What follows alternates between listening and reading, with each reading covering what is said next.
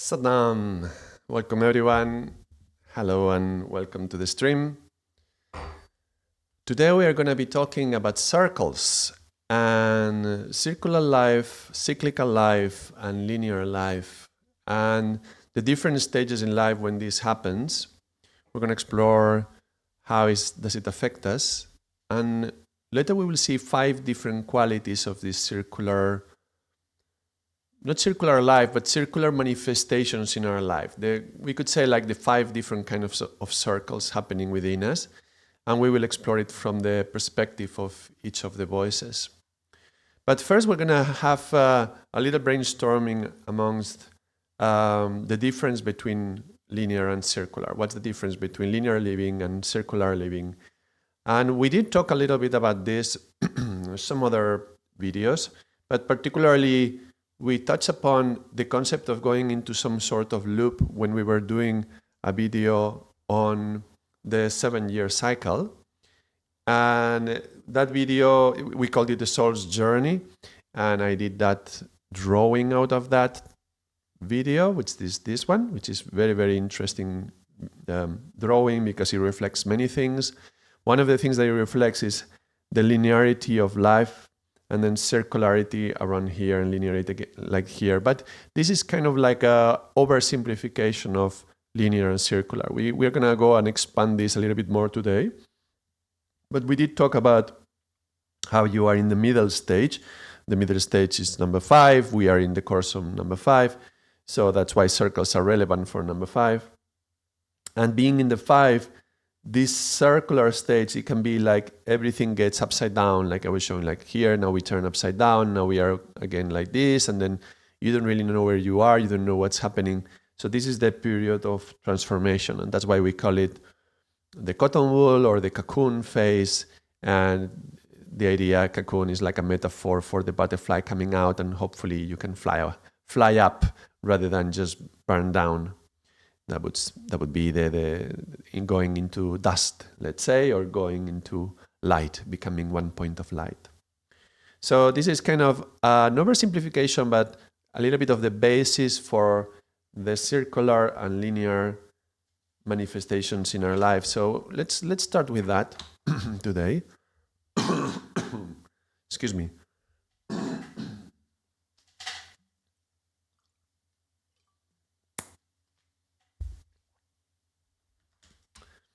This month, the month of August, I will continue doing videos whenever I can. I'm not going to post in the community tab all the days that I'm going to be posting videos because I'm not sure when I will be doing the live streams. I'm not 100%. And also there will be some days that I will do something special. So whenever that special thing comes up, I will just advertise it first and then we will go into that. But today we go to this circular and linear. So let's explore this for a moment. Let's do this.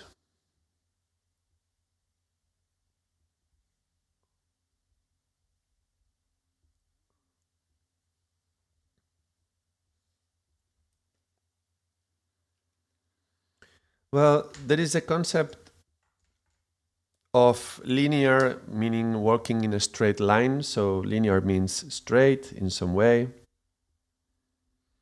And it may feel like that. It may feel like I'm just putting my feet one in front of the other and I'm walking in a certain direction. So when you are walking in a straight line, there is an origin and there is then therefore also possibly an end. And that means that it's calling upon you to have a certain destiny or a certain purpose in line. If you are walking in a line, but then you are not clear which direction you are moving, then you may feel like you are aimlessly roaming, trying to find some sort of destination, but you don't even know where you are going. And so that straightness can be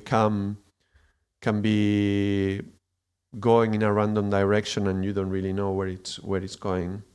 So as long as we have some sort of straight direction, like this is going to be aligned to having some sort of purpose or even like an objective.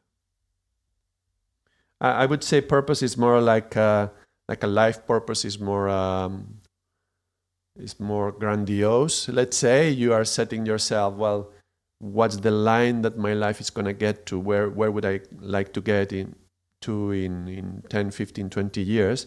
While objective can be a much shorter aim of something that you want to accomplish.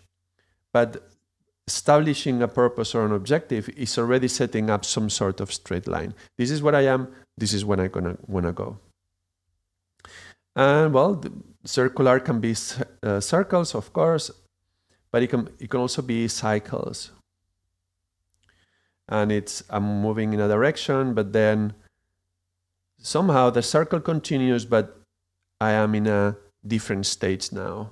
And again, another circle, but I'm in a different stage now. And sometimes one may feel like we're just going around and around and around, but looking it from the outside, or when you later on when you look back, you may feel that there has been some sort of progression, but then that progression will already involve a certain linearity. So the linear and the circular are going to be merging together again and again. We're going to see in life how both are mixed together.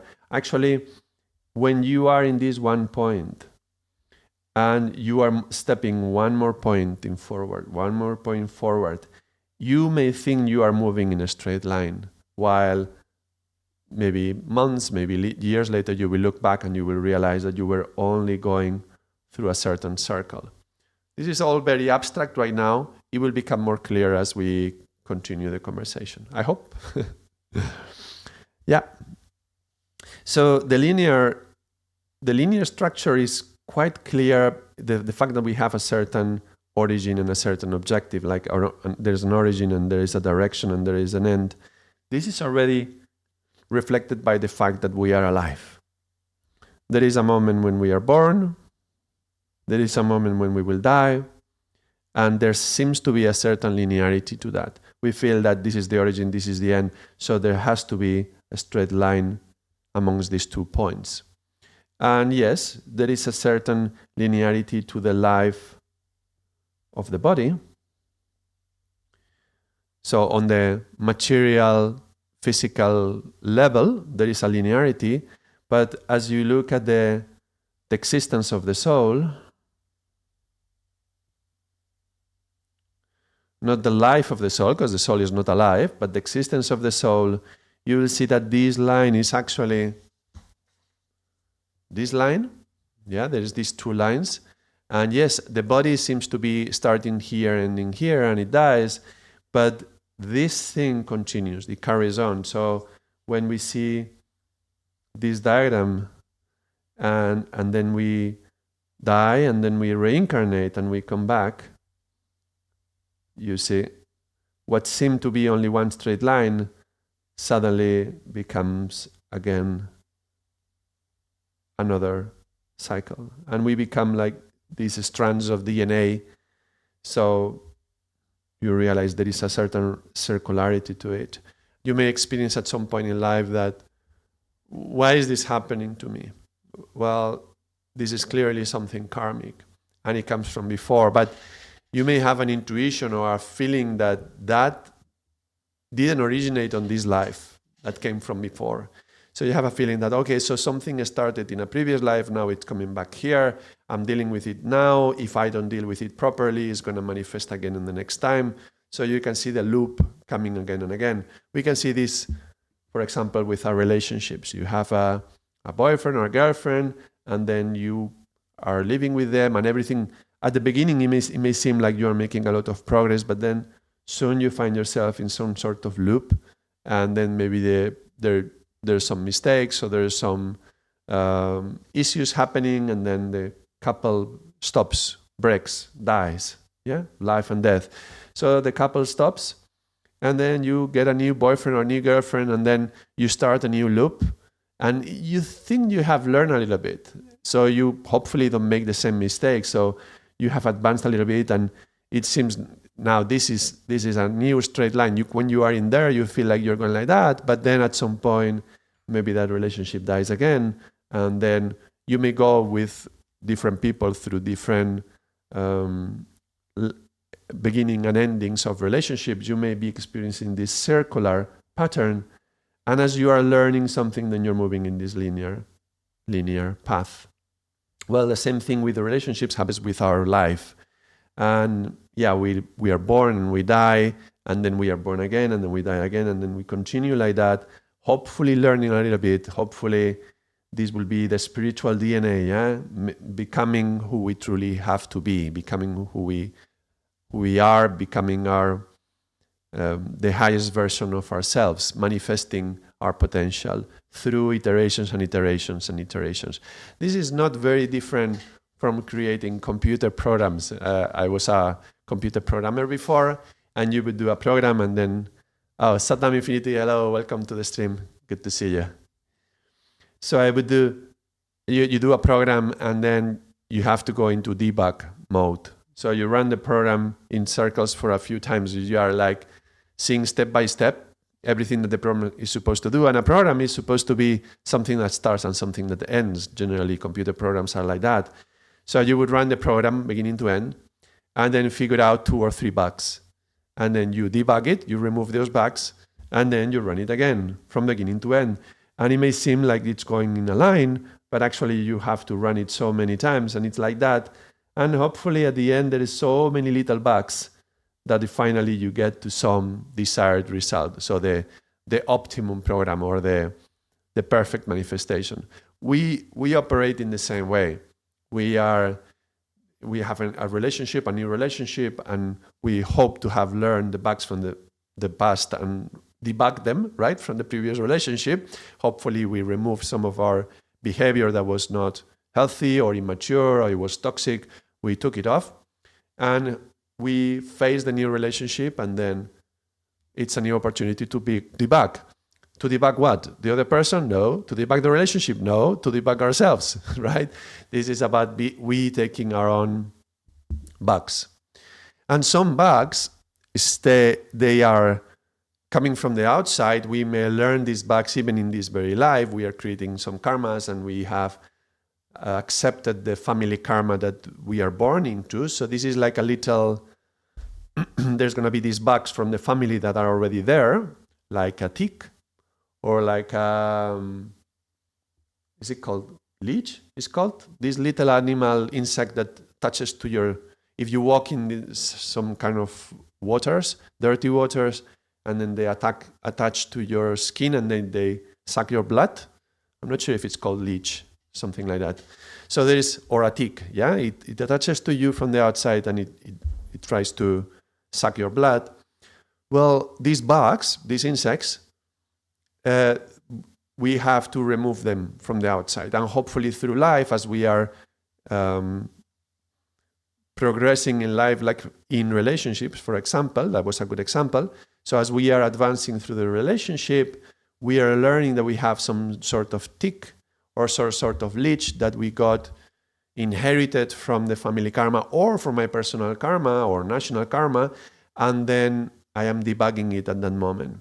Now, if I don't debug that bug at that moment, if I don't remove it at that moment, what can happen is that if I'm not progressing, but I stay still and I keep going again and again and again, if we make the same mistakes, if we feel like this girlfriend is like 3 girlfriends ago, it's exactly the same problems. When it started 6 months ago, everything was fine, but now you start again and it's like, this is the same problems that I was manifesting 5 years ago. What's wrong with me? Haven't I learned anything?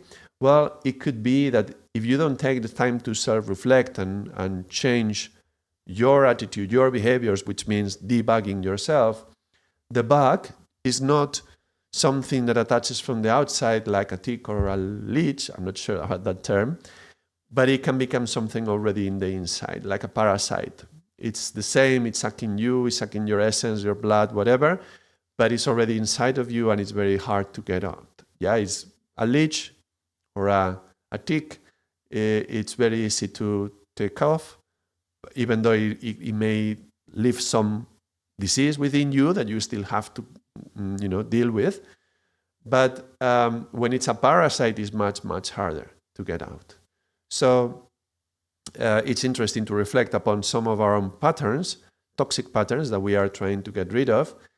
Are they serving me, or they are toxic? So healthy patterns will be serving me. Toxic patterns will be sucking my essence, will be demoting my soul. We could say you can promote your soul or demote your soul. So this is like pulling you down. So that phase of going through different circles, that would be like that debugging aspect. And depending if it's a parasite from the inside or a parasite from the outside, it's going to be easier or it's going to be harder. Yeah. But in this sense, when you are in the linear side, because there is a movement from one place to another, there is a sense of advancement. Now, that could be a false sense of advancement because you may be thinking you're moving in a line, but you're actually moving in the same circle and not noticing how you are caught up in a loop. This is particularly false when we are in a how is it called? Oh yeah, vicious circle.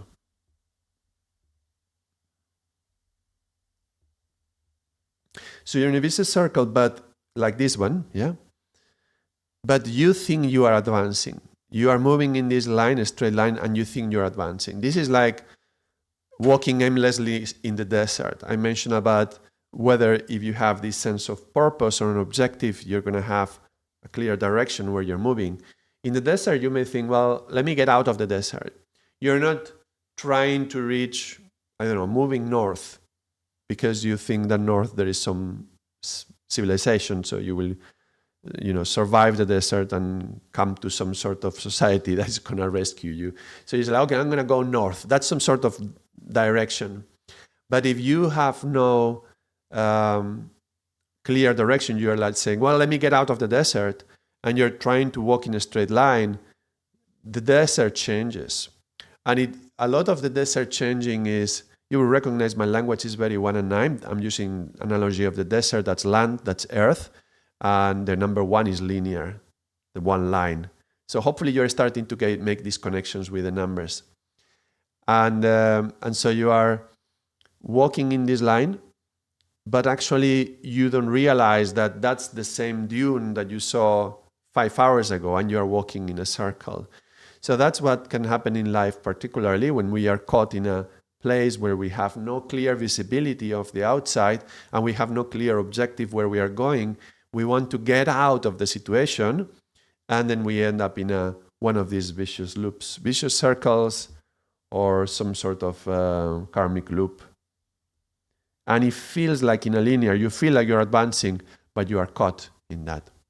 Infinity says, like digital versus analog. Yes. So this would be the polarity of the digital. Digital is ones or zeros.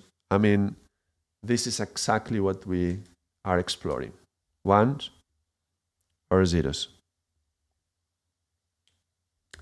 We're exploring the digital experience, and an actual life is analog.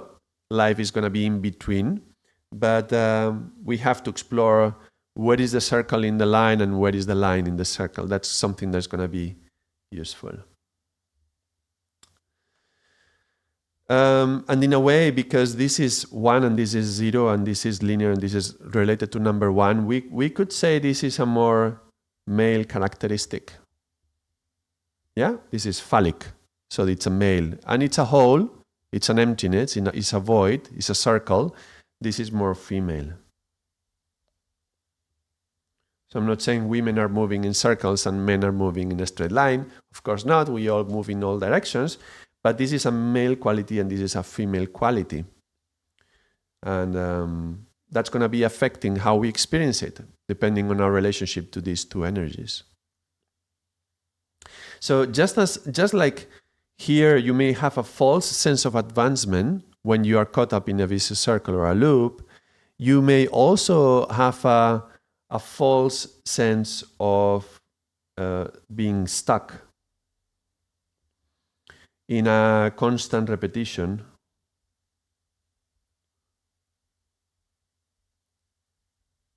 When you are in this loop and you feel that you're going in circles, you may feel that you are stuck, but there may be some actual advancements or real advancement, even if you are in these circles. That's going to happen on any scale, from every day going 9 to 5, going to work and then rest and then work and then rest, and that those kind of loops that may feel like you are not advancing at all, and yet there could be some advancement that you are not perceiving. But it can happen also not in daily, but in yearly or projects. Every time you do a project, a new project, where are you with the circle? And it could be like I was doing here. Let me exaggerate it a little bit. So you could be doing this.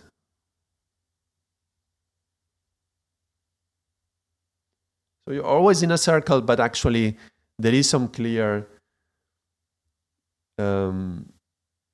movement, not so much in this direction, but in this direction. So not so much going forward, let's say, in the space, but going towards the middle, going towards the center.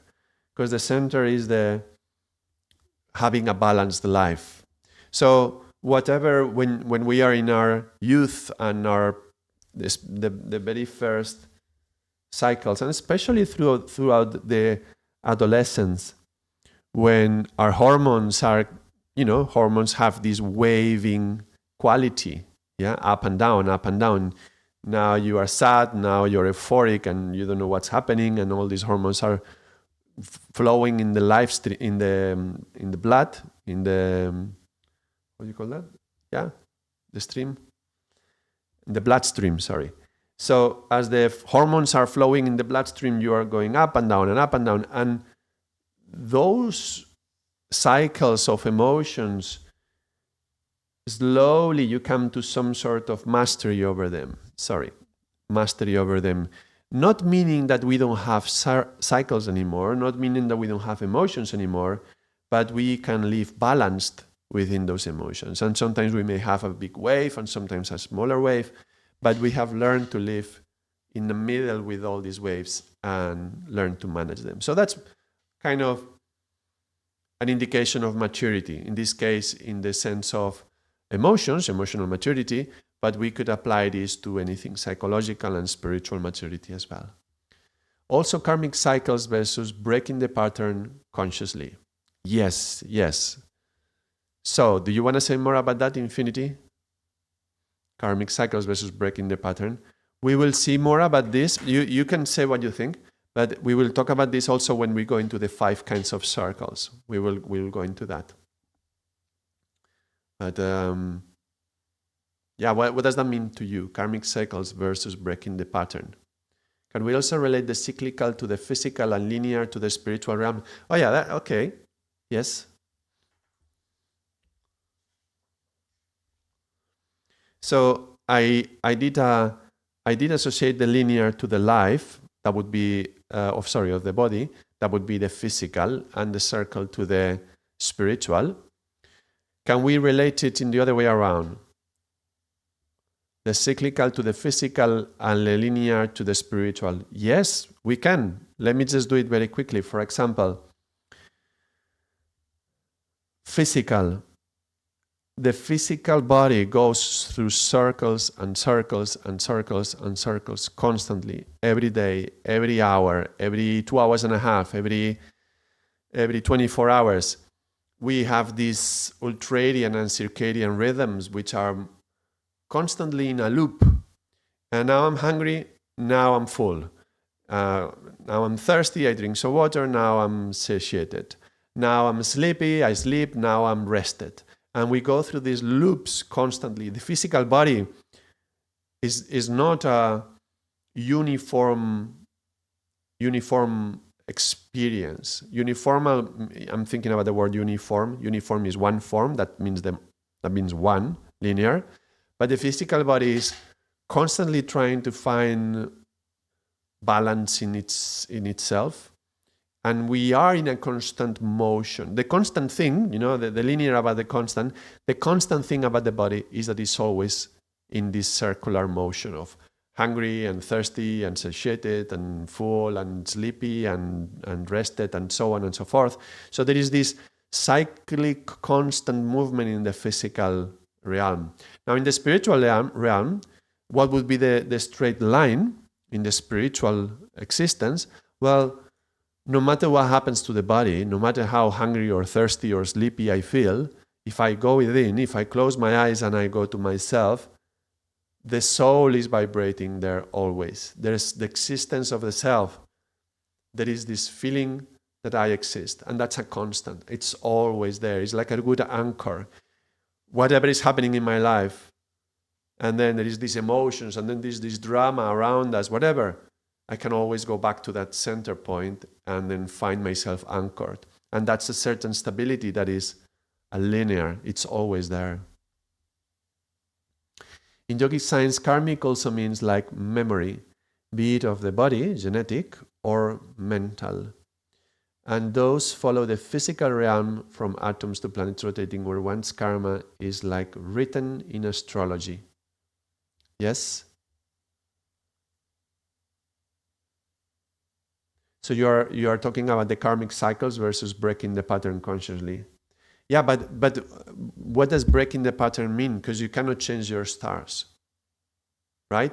So the karma may have given you the place and the time of birth, meaning your physical location on the planet. That means, you are born in that house, meaning you have that mother and that father and that brother and sister and all the cosmology around your house, right? That's the space, that's the physical location, the longitude and latitude. This is sometimes a Yogi Bhajan would say. You have it's given, the longitude and the latitude is given. You have to create that attitude and the altitude. So that's the thing that you bring, the altitude and the attitude to life. The longitude and the latitude is given. So the family karma is already given. That's the position on the planet. That's the space.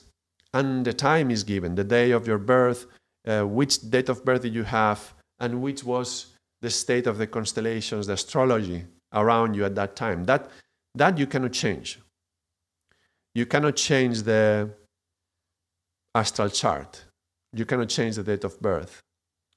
But you can break the patterns in some way. Yeah, let's see how you take it. Infinity, you take it and develop it a little bit more. All right, so it's good that we explored there is a linearity to the physical body and there is a circularity to the physical body. There is a linearity to the spiritual body and there is a circularity of the spiritual existence, of the soul. So that's just to say that everything is everywhere. This is like...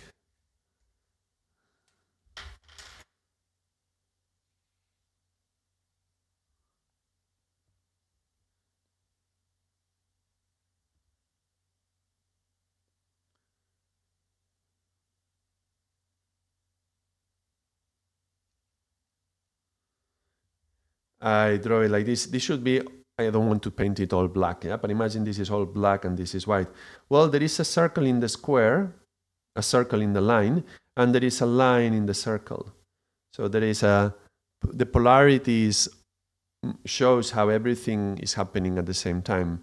And even within the straight lines, there is a circle. Even within the circular line, there is a square. This is like saying there is a feminine qualities within the male and there is masculine qualities within the female. And yet the polarity is there and you have to choose how you relate to both. All right. So exactly, but a human being, if he becomes conscious, he can override all that using his free will. Mostly once on the spiritual path, becoming more conscious can do so. Override, you mean? Yes, to a certain extent, but the astral chart doesn't change. If you are to become, I used this metaphor before, whatever seed you are, if you are an acorn, you are meant to be an oak tree, not a lemon tree. So you can choose to be the greatest oak tree that you can be, but you cannot change to be a lemon tree. Otherwise, most people living mostly unconsciously, like the non-human beings, their life will be their karma only. This is what we would call a missed opportunity. Yes, we are born here in this human existence. Just because we are born as humans, we have a chance to wake up from the trance, from the hypnosis that Maya is projecting out to us, and we take it and we bite into it and we believe it. Society is full of this. There is all sorts of things that are trying to make us think that the world and life works in a particular way, and they're telling you, hey, look at me, the world works like this, believe me. And we get hypnotized by all these images, and yet we have a chance to wake up. Yes. And if we wake up, rather than living in this vicious circle or vicious loop, there could be a certain progression, a certain advancement. We can see this in general in life. As we begin life, we could do it like a line.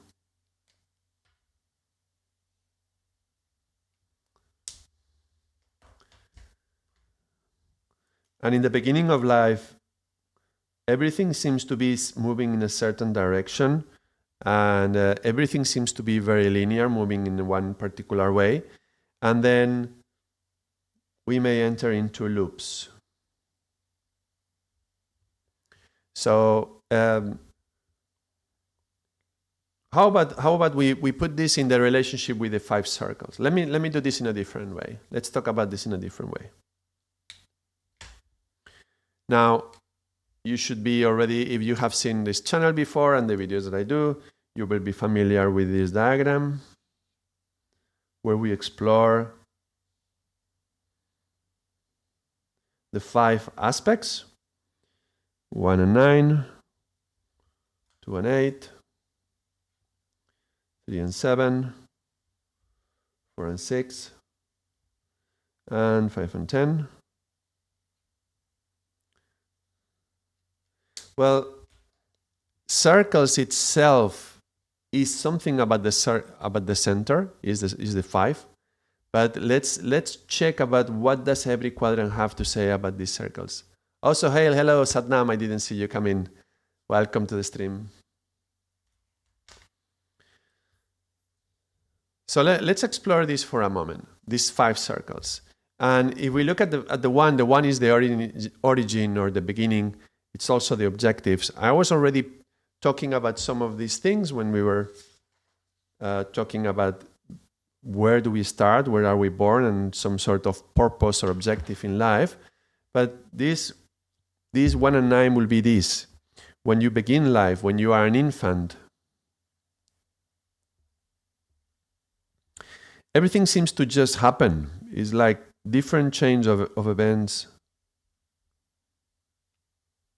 Everything is happening to you. You don't know why is this happening. People are taking care of you, and now you are going through it, and you don't really have much consciousness nor much control over what happens. Everything just happens. Everything seems to be random. There seems to be no particular connection, and you're just moving in that straight line. It's like, okay, let's do this, let's do that, let's go eat, let's go play, now let's sleep, and you're just moving on, even as a child. Beyond when you're a baby, even as a child, there's still a certain line. And that line, a lot of this line is already imposed from the outside, may seem imposed from the outside, particularly depending on your culture. I don't know about your culture, but in my culture, I remember being a young kid and thinking, well, today I have the day in front of me, I can do whatever I want, in the afternoon, let's say. But I know for sure a number of things. Every day I have to go to school. Then I have other activities that I do during the week that I have to do. Like I was a musician, so I was practicing music. Then there is this number of events that are going to happen for sure that are coming up, like exams. And then as the years go forward, even if I was 6 or 7 years old, I knew I had my whole life planned up until more or less the age of I would say 18, but actually it would be more like 21 or 22. I knew I would have to study, then I would have to get some sort of job during some summer to learn something. I would have to learn how to drive a car. I would have to go to university and get some degree and so on and so forth. Now, that's not really true, because you can change your life. You can have an influence on that. But when you are very little, you don't have that much influence. Your parents choose, which means you are in that straight line. You are going in that direction. And within that straight line, there may be this inner loop every day, going to school and then leaving school, finally some free time for myself. Oh, I have to study music. Okay, now I am free. So there is this little loop within, but this clear straight line that it's imposed from the outside. And I actually remember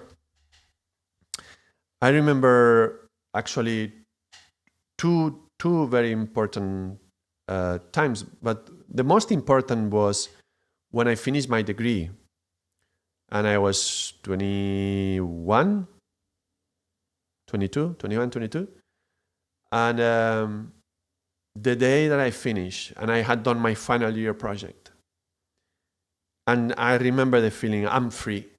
And I had to celebrate it. I was in Northern Ireland. I was living in Belfast at the time. So I did a journey around Ireland throughout the coast. And I would take some trains and I would walk and I would just go around the coast of Ireland all throughout. It was beautiful. Ireland is one of my favorite places to visit, especially if you like nature. It's a beautiful island. I'm from an island as well, so that would call onto me. But I remember this whole trip, I would be writing in a diary, which I had never had a diary before, but I was writing all my thoughts, what was happening, and the feeling was, I am free. And which, for me, it meant I am out of the loop. Yeah? Out of the loop, and I finished my line.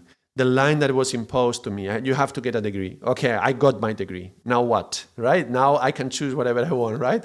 And it's quite late. It's 21, but that's relatively, an age where you are relatively mature, where you can now choose what you would like to do with your life. It's a paradox, because by then you have to have chosen what would you study, which is already a big impact on what you're going to be doing in your life.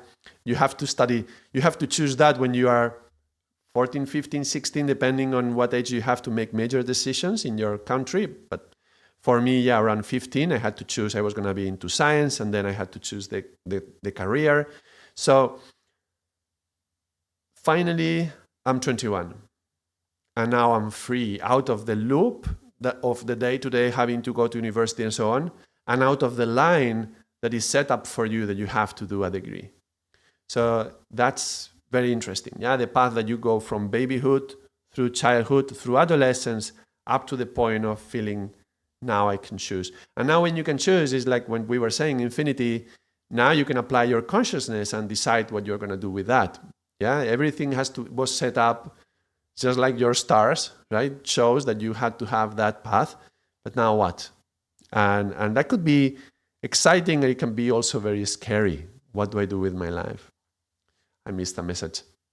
I don't agree with the seed example. In my opinion, we are the gardener who planted the seed itself and the environment where it's planted. So just like using GMO can change the seed's nature. Well, okay, in your metaphor, what is the seed? The seed that I'm using, when I talk about the seed, I'm talking about the real self, who I really am, who I truly am. That's like the seed of who I can manifest to be in the world. But I have a feeling that in your example, the seed is something else. Because if you are the gardener, what are the seeds that you are planting? And maybe give some concrete example. All right, so when you start, everything is like a chain of events. Things are happening to you. It's like one event here, another one event here, another one event here. And they are all connected because they are all happening in your life, but you are not sure what is connecting them. And eventually you may be aware that this is like a necklace, of different things happening to you. And all these things are in some way determined. There is a divine will, if you wish, that is guiding these events. It's a gift to us that these things are happening in this way. Though when you're experiencing them in that stage, it may all feel like a random thing. So you may feel like you are alone. There's a certain solitude. You are alone in my life. These things are happening to me. And in that period, especially when you are after 7, before 7, you can still have a very strong spiritual connection, like feeling that you are part of something greater than you. But after 7, the identification with the ego has fully formed. Your aura is strong enough. After 3.5, your aura is already strong enough. But then after 7, the ego is fully formed. So by then, we feel this disconnect from everything else around us that is real. Now, that's a false feeling, partly because of our hypnosis, that we have been hypnotized by this Maya effect, that we are all separate. So I'm feeling alone. I feel solitude. This is 1 and 9. Eh? You can recognize the numbers and the words that I'm writing. Yeah, Hokam would be 9. Solitude would be 1. It's also connected to the soul. Yeah, that's 1. But you can identify many events. That every event is a 1, but all of them connected is a 9. This how did I call it? Necklace. So like a necklace of pearls, of gifts given from the Guru to us.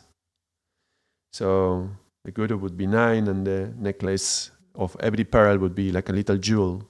Jewels are also 1 and 9. Yes, I also mean the seeds is who we are, but it's like we can change that. It's malleable, but only when one is conscious. Well, it's malleable to a certain extent. I mean, you can change a little bit of your manifestation. However, whoever you are, infinity, you have your own essence, and you can change it in some particular way, and you can manifest it in one way or another. But you cannot be. Let's say, let's choose Gandhi. Okay, let's take Gandhi. Let's imagine that Gandhi was somebody who you appreciate and you recognize his qualities and his virtues. Well, we can appreciate his virtues, we can learn from him, and we can develop them in ourselves, but we will never be Gandhi. Gandhi, there was only one. The same way, infinity, you can embody within you certain virtues and qualities, and you can manifest them. Even, look, the 10 spiritual gurus of the Sikh Dharma tradition. You have Guru Nanak and Guru Angad and every one of them afterwards. When they spoke, even in the Sri Guru Granth Sahib, which contains the writings from every one of them, they spoke as if they were Nanak. Guru Nanak, he said, his essence would carry on. And the next gurus, all the gurus, the 10 of them, they carried on the same light that was in Guru Nanak, was manifesting through them. And so, like for example, right now I'm speaking and I can say, oh, Ardaas, why did you do that yesterday? I can use that expression, talking about myself. Well, when Guru Ramdas would talk, he would say, oh, Nanak, why did you do that yesterday? About himself. So he would identify himself with the light of Nanak. And as pure as gurus are, oh, hello, Satnam LRT and friends, welcome to the stream. So as pure and clean as one human being can be when they get to that level of, gurus, when we are talking about gurus, that they have purified their ego to such extent, as pure as they can be, even manifesting their light, the light of the origin being Guru Nanak through them. Even so, Guru Ramdas had different qualities from Guru Nanak. And you can see, it's the same light, there is the same divine essence, it's the same words of Nanak, you can see them in Guru Ramdas' mouth. And yet, the diamond that Guru Ramdas was is different from the diamond of Guru Nanak. So, infinity, you can be inspired by somebody like Gandhi or somebody else, doesn't matter. And you may strive to get to what you think is the highest human virtues. And you may copy some of that from Gandhi, but you will never be Gandhi. The best you can be is yourself in your higher self. Yeah. In short, the seed is like a point. If one is conscious, it goes linear, wherever one is focusing it. Otherwise, it goes in circles. So both a line and circle are made of points. Yes, good. Okay, so that's the necklace of pearls. Yeah, it's a circle of points. You can see this necklace of pearls in here as well.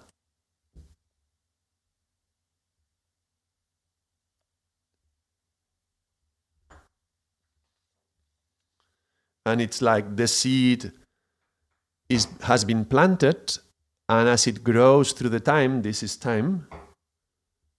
Remember, 2 and 8 is time, 3 and 7 is space. So as it grows through the time, it's going to go through the cycles of light and darkness and day and night. This is all the polarity, the duality. Day and night, light and dark, hungry and full and thirsty and satiated and sleepy and rested. All those polarities, all those cycles. This is like a plant that goes through all the cycles, but it's still the same seed. The seed is the same that has been planted. The soul is the same. It doesn't change. The purity of the soul and the light of the soul is the same. We don't change the soul. We change the way it manifests. We change the way it radiates outside. And mainly, we don't change it by changing the soul. We change it by changing what is outside of the soul, all the layers that we build around it. But the soul, the purity of the soul stays the same throughout. So, okay, so we have been exploring the 1 and the 9, and we come in the 2 and the 8. That this is a time. Time is in a constant flow. It's always flowing. It's always. I cannot stop the time. I can try to appreciate fully 1 second, and as soon as I stop to appreciate it, we are already in the next second. So there is no stopping here. Which is funny because that means it's constant. And constant is something that is related to number 1. It's always like this, one thing. But look, even the word always implies some sort of up until infinity, isn't it? And that's because the number 2 contains number 1. 2 is 1 plus 1. So you can see the constants in the flow. Yeah, the continuity up until infinity, forever. And these are all the polarities. And this is the rhythms that I was mentioning before. Circadian rhythm and the ultradian rhythm, all those.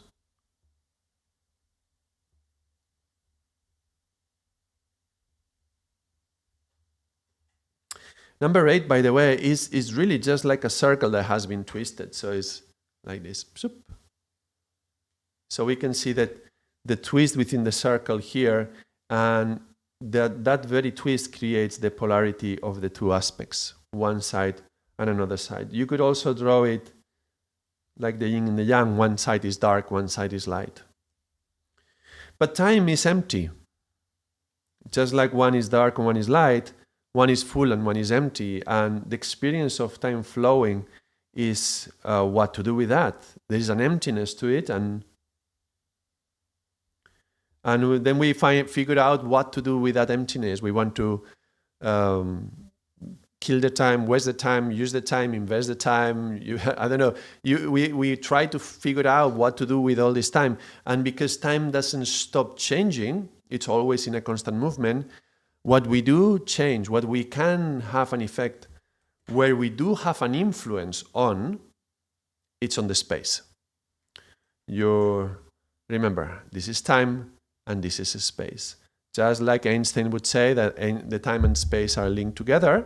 Well, I cannot change the time, so I'm going to change the space. So whatever that emptiness that I feel in the time, and I feel that I have to feel it in some way, that's not necessary, but that's the feeling that I'm getting out of my solitude. Well, let me feel that emptiness with things that I do in the space. And one of the things that I do is I try to explain for myself what were all those events that were happening in every cycle, in everything that's happening. I'm going to explain it, and I'm going to reason it. I'm going to analyze it. This is the brain, or the mind, if you wish, and the ego with it, doing all that, creating the mental space, analyzing, understanding, and playing with all this. And then when we analyze and we reason whatever happened in this chain of events, then we realize we think, oh, there is a cause and there is an effect. This happened because of this happened because of this. So we see cause and effect, which is what cause and effect is the description of what karma is, the very definition of karma. So we are filling the void with our own analysis, with our own understanding, and then we fill the space, we change the space, we try to manifest things in the space the whatever way that we like. However, there is a problem with this. The problem is that as we fell into this experience of polarity within the time and the fullness and the void, and time flows from beginning to end, that means that there is a past and there is a future. There is a past and there is a future. And in the 3 and 7, we have an addiction. We really enjoy walking backwards, looking at our past. It's like we get trapped looking down, looking back. We are looking at our past. This is what happened to me. This is what defines me.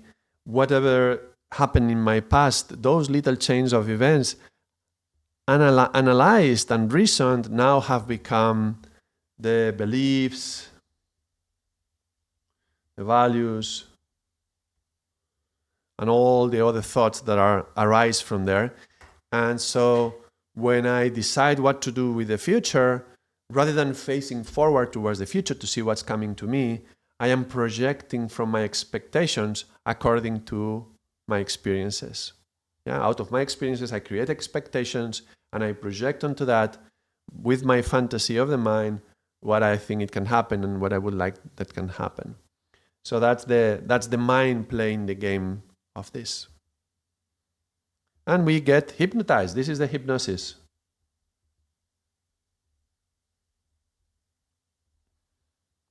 All right. Here comes the fourth stage of life. This is what we were pointing at, infinity. That there is a moment where we can, how do you put it? One can override using your free will. Well, your free will, the free is a language of the air. It's the wind. The wind is free. It goes anywhere it wants. You cannot contain the wind. As soon as you leave a little hole open, it will go everywhere. So the turning, this is being within that loop that we were being trapped of the past and the future and the time and the space. This is equivalent to turning around and now face forward. But not face forward with all the expectations that we have created based upon our past, but from the facing forward from the point of presence. I'm using green now. Okay. From the point of presence. By being in the present, slightly bit ahead of what's coming, then I can be here and sense, present,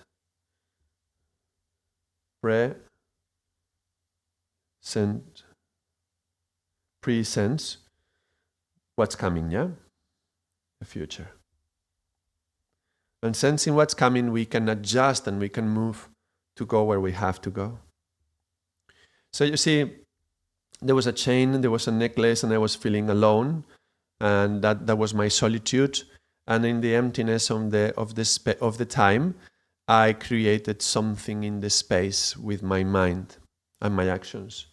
And now, as I allow myself to get out of my trauma that I'm addicted to from the past, and I come to the present, pre-sensing what is coming ahead of us in the future, then I am capable of connecting with others and sensing that my solitude is the same solitude that everybody is feeling. And there is a common sense of unity with everyone is feeling that. And we are all together. So is this a community? Common, let's say common solitude, which leads to community. You realize that it's within community of other people, particularly with other people who are also choosing to turn around and looking forward, that we can live in this state, in this presence. This is the consciousness moment. This is the moment of, how do you say that, overriding the pattern. This is the being here, 2, 3, 2, 3, 2, 3. This is the point where we are debugging. This is the place where we are circle, a loop, and a little bit more to the right. A little bit more to the right, smaller loop, less backs, yeah? Slowly going towards the center. Look, the center is here. And we are moving 1, 2, 3, 4, 5. Yeah, we are slowly moving towards this center. And community is one of the things that helps us more to connect towards the center. All right, I think we are ready to move to the center. And in the center there is us. Look at our ears are on the sides of the face, which means that the ears are connecting to the circularity of us when we feel that we live inside this circle. So it's the listening. Listening is not a way to try to fill the void. Yeah, when we were here in the 3 and 7 with the mind and the ego, we were trying to fill the void that we were experiencing in the time and flow. In the listening, we are just allowing the emptiness. Something that we were fighting with. This emptiness felt wrong. This feels wrong. It feels like a problem. Which is the main reason why the mind and the ego say, I'll fix it.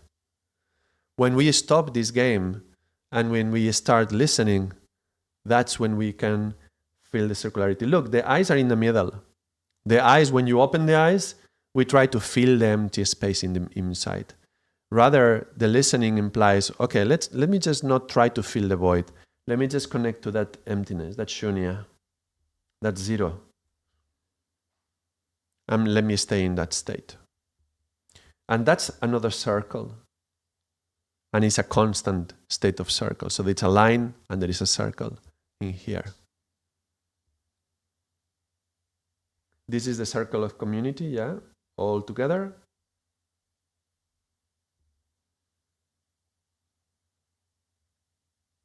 And here you are. This could be the 5 circles.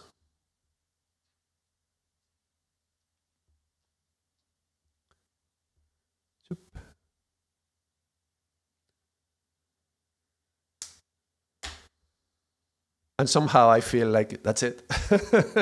Like, don't say anymore, Ardaas. That's it. You got it. All right. Those are the circles. I don't know. It was quite improvised, this session today.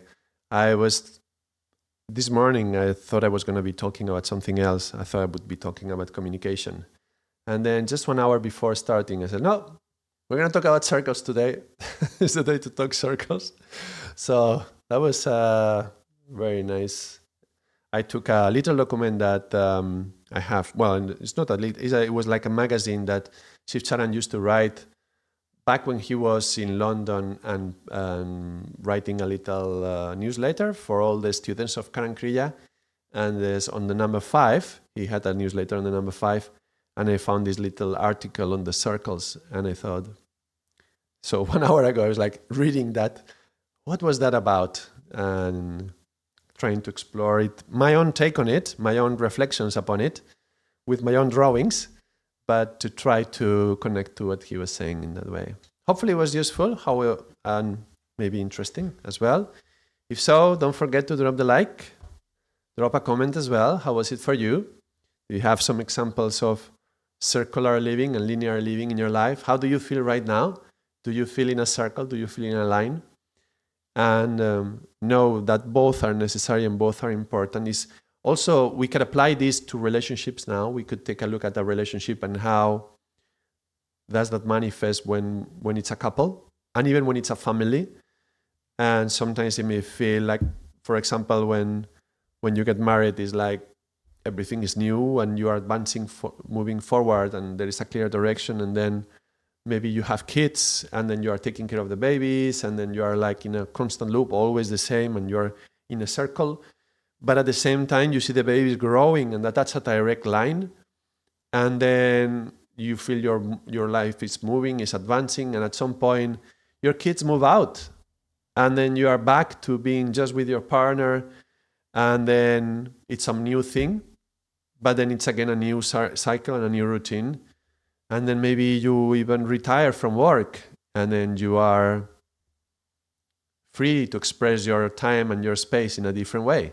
What happens then? How are the circles? And what happens when one of the partners is moving in a circle in their life? Many things are changing, and the other one is very stable. What happens when both are changing? What happens with both are stable? Does it become too boring, or does it become peaceful? And when everyone is changing, does it become too much of a crisis, or is the excitement that helps? You are supporting yourself on the other because it's the only other one who can understand where you are going through. So these are things for you to reflect upon: relationships and circles and lines. I think it's an interesting topic to reflect upon. But for now, thank you very much, everyone. Enjoy this August. For me, full summer ahead. For some in the southern hemisphere, winter, I guess. Enjoy, and until next time, Naam.